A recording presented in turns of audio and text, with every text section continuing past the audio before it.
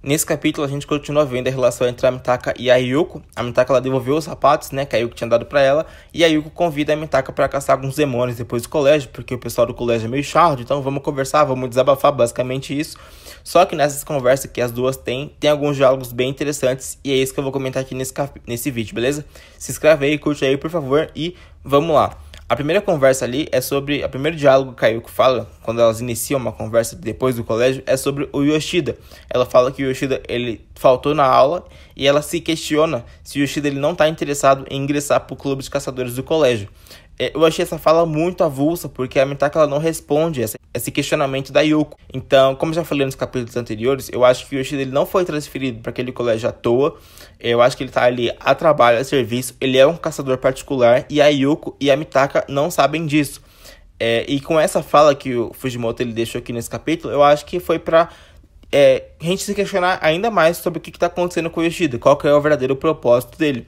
Como já falei, eu acho que ele foi transferido ali por causa do professor Tanaka e da representante que acabaram sendo mortos ali perto do colégio. Ele tá ali para investigar esse caso, provavelmente, e ao mesmo tempo que ele vai proteger o Denji, e talvez ele descubra a identidade do demônio da guerra, que no caso ele já tá um pouco desconfiado da Mitaka ali, porque ele viu a transformação dela, né, a cicatriz dela, essa troca ali de corpo.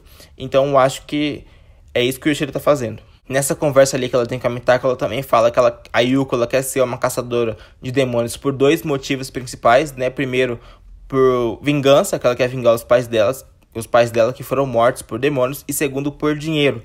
Só que essas razões específicas, elas não são uma coisa muito positiva, porque na parte 1 a gente viu o Aki, ele falando, né, que as pessoas que só querem ingressar pro clube, só querem ser caçadores por dinheiro, não vão muito longe na vida, eles acabam morrendo cedo.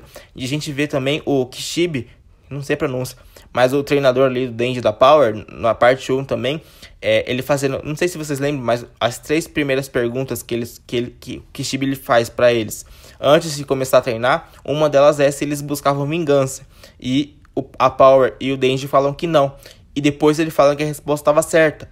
Então acho que o autor aqui ele deixou mais explícito ainda que a Yuko ela pode morrer. Eu achava que não no começo, no capítulo anterior. O capítulo anterior ele não dava muitos indícios disso, a não ser a relação ali entre a Mitaka e a Yuko. Ela pode acontecer, eu quero outros personagens também, não precisa ser só os protagonistas que vão ter algum desenvolvimento. Então eu pensei, a Yuko pode ser um personagem, mas nesse capítulo aqui eu já perdi as esperanças, porque o Fujimoto ele deu 2 características principais aqui que eu acabei de comentar aqui. Por ela não ter uma motivação muito forte como uma caçadora, eu acho que ela não vai longe agora.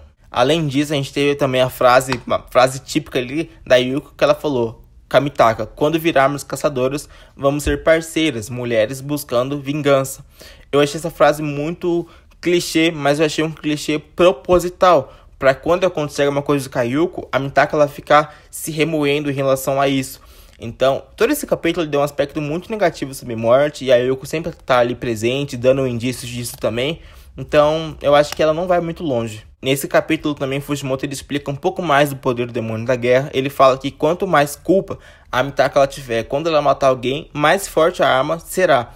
Eu achei essa informação bem específica. Ela tá falando sobre a Yuko ali, no caso, é basicamente sobre isso. Mas eu fiquei pensando na relação da Mitaka com o Denji, porque eu acho que eles vão acabar sendo amigos de alguma forma. Pode até desenvolver algo mais íntimo, não sei, tem a possibilidade. Mas essa informação de sentimento de culpa, eu acho que ela pode acabar, como o objetivo do Demônio da Guerra é encontrar o Denji, é matar o Denji, eu acho que essa relação ali pode ficar um pouco conturbada, porque o Demônio da Guerra, eu acho que ele não vai acabar interferindo, ele não vai interferir na relação do Denji e da Mitaka, para eles se desenvolverem ali, para terem um laço, para a Mitaka ela sentir culpa quando acontecer alguma coisa com o Denji e tentar, provavelmente, transformar o Denji em uma arma. Eu acho que esse foi o verdadeiro objetivo ali dessa informação nova aí que o Fujimoto deu, de sentimentos. Uma coisa que eu achava bem estranha aqui na parte 1, não estranha, mas me incomodava um pouco, era o tamanho do nome dos personagens, porque Demônio das Armas de Fogo é um nome muito extenso, é complicado ficar falando várias vezes isso, e Demônio da Guerra também não é muito lá essas coisas, e como é um personagem que aparece bastante, ficar falando várias vezes, é um nome mediano, então incomoda um pouco. Mas aí o Fujimoto aqui, ele soube desse problema, basicamente, ele entende isso, e ele deu um nome pro Demônio da Guerra, que agora se chama Yuru. Eu acho que a pronúncia vai ser essa. Então, quando estiver falando de Yuru, é o Demônio da Guerra, beleza? E o pessoal deu uma pesquisada ali sobre a tradução de Yuru. Yuru significa noite e Asa significa dia, que Asa Mitaka, né? Mitaka Asa é o nome dela também. Então, elas são sentidos opostos um do outro. Sinceramente, eu até tentei achar o kanji dos nomes dela, mas para ter certeza do que eu tô falando, para pesquisar direito.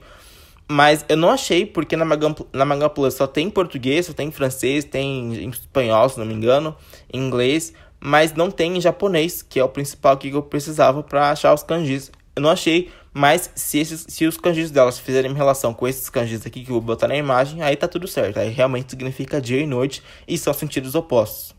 No final do capítulo, a gente tem mais uma vez um cara falando sobre morte.